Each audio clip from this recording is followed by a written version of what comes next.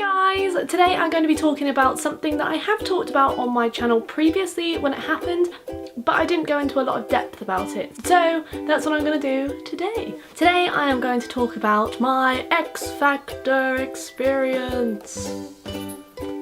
Yeah. So quite a few years ago now, I don't even remember the year, like 2012, 13-ish, I got an email from X Factor, or whoever it was that sent the email, inviting me to come to an audition. I hadn't applied, I don't know if someone had applied for me or whatever, but I had this email. I actually had one the year before as well, but I was, I think, in New York or something like that on a trip, so I didn't get it until I got back. The week before, when I was away, was the audition week, so yeah, so I got this email and I was like, do I go, do I not go? And then my parents were like, yeah, go for it. So I did. I went down to Plymouth, I believe it was, in this big Holiday Inn, and we just all queued up outside. We didn't even really have to show that we had this email or anything to say that we'd applied. I don't remember signing in to say who I was or anything like that. I'm pretty sure that anyone could have just turned up.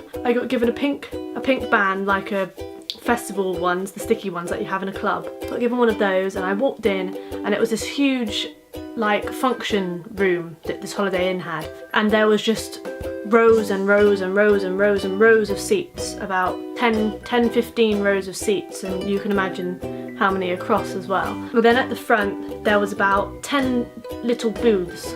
They were like little cardboard things, kind of about like this shape, if that makes sense. So someone would sit in the back of it, in this little booth, and you'd stand at the front, far away from it, you weren't even in the booth, and sing at them. Bearing in mind there are 10 other people singing around you, and you can hear those as well. So yeah, we went in, we sat down. My parents obviously weren't allowed in with me, it was just me. We also got told in the email that we weren't allowed any instruments, any backing tracks, anything. It had to be a cappella. If you did bring a backing track or an instrument, you'd be told that you weren't allowed to use it, or you'd be turned away. Obviously, as you can probably see, I do play guitar. Not amazingly, I play bass a lot better than I do guitar, but I could play some chords along with me singing, which I have done at gigs before. I also have loads of backing tracks as well that I could have used, but I didn't because, you know, knowing what an audition is like, you do what it says. If you're going to turn up with your instrument and possibly be turned away from the audition, you don't do it. You play safe, at least you then have your audition. And we got called up row by row, and I remember seeing people coming in with guitars and with CD players and stuff like this, and I was like, it definitely said in the email that we weren't allowed to use it. We would have been turned away or told not to use it. So maybe they're going to go in and then be told they're not allowed to use it. But anyway, I went up, queued up finally, it was my row to go up, and I got sent to a booth. I think the first song I sang was one of the Ed Sheeran songs that wasn't very well known. It was off his first album. I'm surprised that the lady auditioning me even heard me, because there was someone next to me singing Christina Aguilera at the top of her lungs, which was, yes, amazing, but you can't sing a soft Ed Sheeran song really loud like that to compete with her. You can't do it. I had to sing it soft because that's how the song was. Already you're on the back foot because you're competing against other people singing around you. I got asked to sing my second song, which was Rolling in the Deep by Adele. I'd done that a million times before. The lady auditioning me didn't even look at me throughout my whole audition. This is the first round, by the way. After that you had to go on to another round the next day at the same place, and then another round after that, I think nearer to where they film, and then you'll finally be in front of the judges. So you have to get through 3 rounds of auditions before you can even audition in front of a judge. I got told that I didn't get through, so I had to give her my band and I just got a big X on it. And then as I was walking out the back doors, which were used as the exit, I saw 2, I think they were twins, and they were both using guitars. It just really annoyed me that they'd specified that you cannot use instruments, you will be turned away or told you can't use them. So I didn't take mine, and because probably they fitted what they wanted to see, they were allowed to use their instruments. And I'm 99% sure as well that they got through that round. I don't know if they got to the TV, but they definitely got through that round. And one rule for one person and one rule for another. If you're going to stick to a rule, stick to a rule. Just the way it was set up,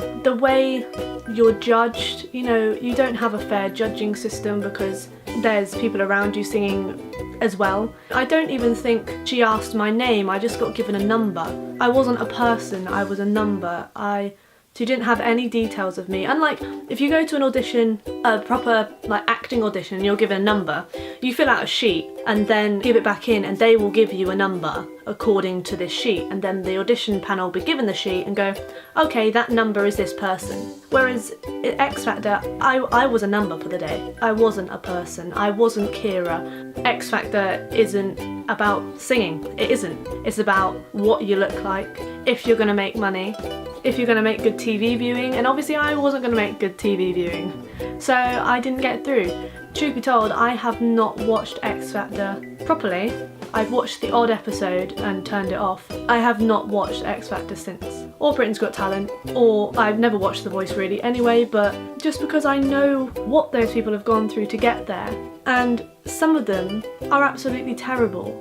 And knowing that those people have been put through just so they can embarrass themselves on live TV because it will make good TV. People like me who genuinely have a dream to be a professional singer, and not to blow my own trumpet, but can sing at a professional level, to be turned down for someone who seriously cannot sing is a bit odd and will just make better TV just so they can be booed off stage.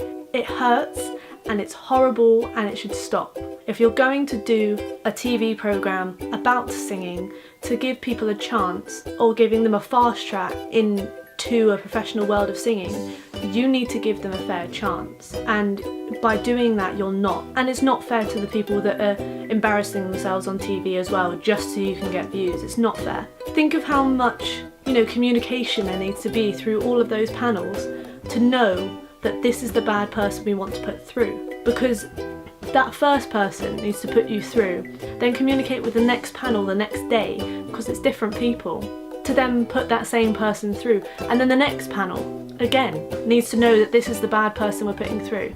Even though The Voice says it's better because it doesn't let those people through and it's a blind audition, it's not. It's not a blind audition because the same principle counts. You still need to go through 2 or 3 auditions before you can get on TV. And I know someone that went through that and he was put in a category of his appearance. So even though The Voice is a blind audition, the last audition on TV may be a blind audition, but the 2 or 3 before are not. You've got to understand that it's not just what you see on TV. People haven't just turned up and miraculously get on TV. They've gone through 2 or 3 panels. Basically, that was my X Factor experience and what I think of the audition process. I hope you enjoyed. I hope you enjoyed my little rant, but I just want to give you an insight because I know a lot of people do watch X Factor, Britain's Got Talent, The Voice, all those types of shows, and just believe me, it's not just what you see on TV. There is a lot going on behind the scenes before it gets to that. And if you are thinking about going on them, by all means, if that's what you want to do, go ahead and do it. This is just a little warning video that it's not what you think it is. You're not going to go straight onto TV and be in those big shining lights in front of the panel of Simon Cowell and David Walliams and Louis Walsh. I don't even know who's on the panel anymore. Yeah, it's not that. Yeah, I hope you enjoyed, and I will see you guys next week with, I think I'm doing an audition tips video, an audition etiquette video. Let's get the bad etiquette out of the way and get the good etiquette in. Right, I'll see you guys next week. Bye.